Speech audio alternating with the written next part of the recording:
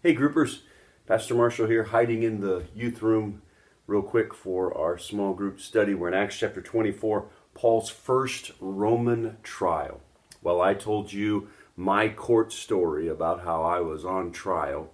Did you have one? Do you have one? Could you share? Would you share with your small group your court story?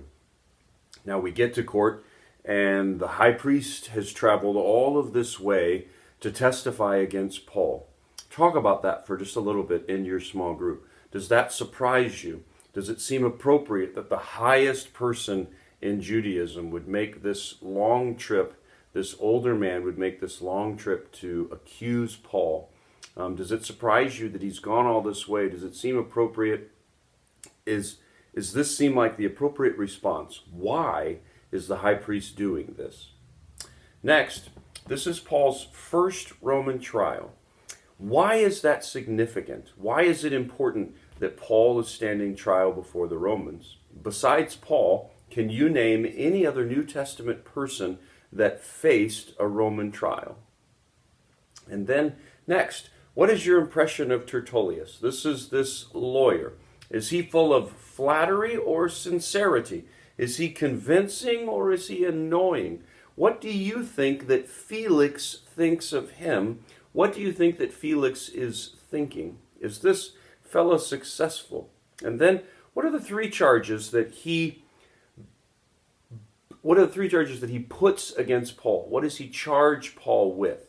And how does Paul's response to Felix, how does that sit with you? Paul's introduction compared to Tertullius' introduction.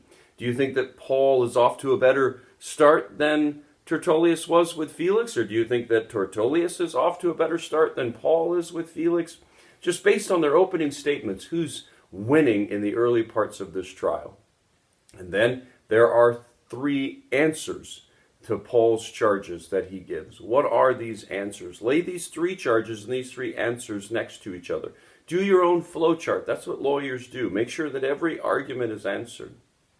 At the end of the story, Felix and his wife call Paul several times to learn more. How do you read this? Is Felix attracted to Christ? Is he on the road to conversion? Is he just impressed with Paul's learning and he wants to have a better understanding of Christianity and Judaism? Is he just bored and Paul is like a court jester to him? How do you read Felix's request for Paul to come to him? And then finally, every week we talk about what we like and what we don't like. I like that Paul is not found guilty. That needs to be noted. He stands his first Roman trial and he is not found guilty. That's important. I don't like Tertullius. I think he's a windbag. I'm wondering what you think. And then every week, let's remember our application. Maybe it's halfway through the week for some of you, and maybe it's begun to slip out of your fingers. How is busyness keeping you from responding to God's promptings? Here in this story, we have Felix, and he just seems to be too busy to make change. What needs to change in our lives? How do our schedules need to have some margin in them so that when God puts something in our path, we can respond? When God calls us to change, we're able to do it. How is busyness keeping you from responding to God's promptings? That's the application. Well, I hope that you have an enjoyable group. We're getting close to the end of Acts.